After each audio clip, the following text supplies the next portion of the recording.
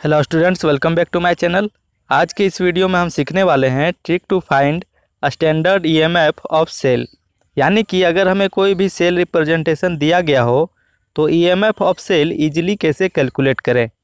तो सबसे पहले हम सीखेंगे कि किसी भी सेल में एनोड और कैथोड कैसे फाइंड करें। तो इसके लिए हम दो ट्रिक सीखने वाले हैं। अगर हम किसी भी सेल को ऑब्जर्व करें तो हम देखते हैं कि उसमें दो पार्ट होते हैं, left hand side and right hand side. तो आपको एक वर्ड याद रखना है, loan, LOAN। L for left hand side, O for oxidation, A for anode and N for negative. Means left hand side पे जो भी मेटल लिखा है उसका ऑक्सीडेशन हो रहा है और वो एनोड है और उसका साइन नेगेटिव है।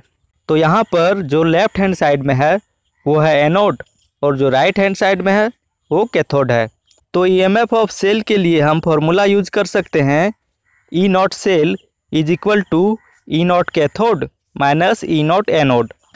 बट इसमें भी दोनों वैल्यूज स्टैंडर्ड रिडक्शन पोटेंशियल के टर्म में होंगे। इसमें मैग्नीशियम +2 से 0 में जा रहा है, रिड्यूस हो रहा है, इसका मतलब स्टैंडर्ड रिडक्शन पोटेंशियल गिवन है। इसमें भी Ag+1 से 0 में जा रहा है, इसका मतलब ये भी स्टैंडर्ड रिडक्शन पोटेंशियल है।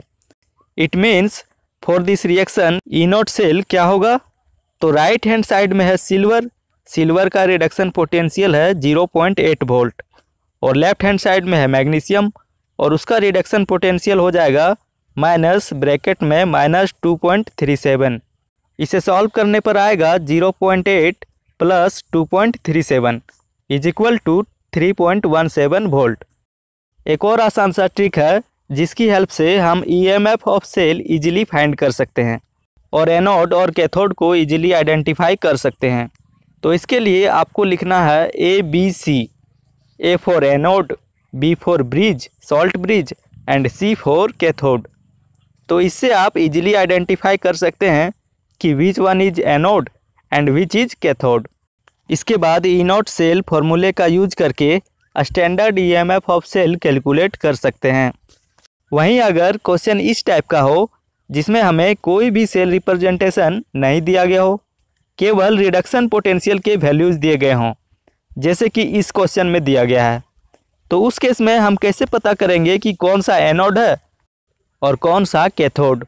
तो इस केस में याद रखिएगा कि जिस रिडक्शन पोटेंशियल का वैल्यू स्मॉल होगा वही हमारा एनोड होगा और जिस रिडक्शन पोटेंशियल का वैल्यू लार्ज होगा वो हमारा कैथोड।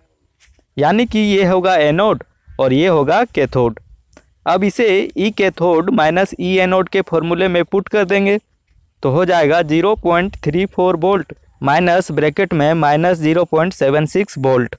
तो हो जाएगा 0.34 volt plus 0.76 volt equals to 1.10 volt. इसे एक और एग्जांपल की हेल्प से समझते हैं। यहाँ पर क्रोमियम का रिडक्शन पोटेंशियल दिया गया है -0.74 वोल्ट और आयरन का रिडक्शन पोटेंशियल दिया गया है -0.44 वोल्ट। तो इसमें कौन सा एनोड होगा और कौन सा कैथोड।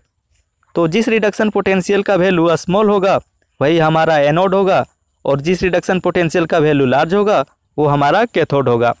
तो यहाँ पर -0.74 वोल्ट स्मॉल वैल्यू है, यानी कि ये होगा एनोड और दूसरा जो है वो होगा कैथोड। तो इन दोनों को E cathode minus E anode के फॉर्मूले में पुट कर देंगे तो फाइनली हमें मिल जाएगा 0.30 वोल्ट। तो इस तरह से हम ईएमएफ ऑफ सेल को इजीली कैलकुलेट कर सकते हैं। वीडियो हेल्पफुल लगा हो तो लाइक करें, शेयर करें और सब्सक्राइब करें।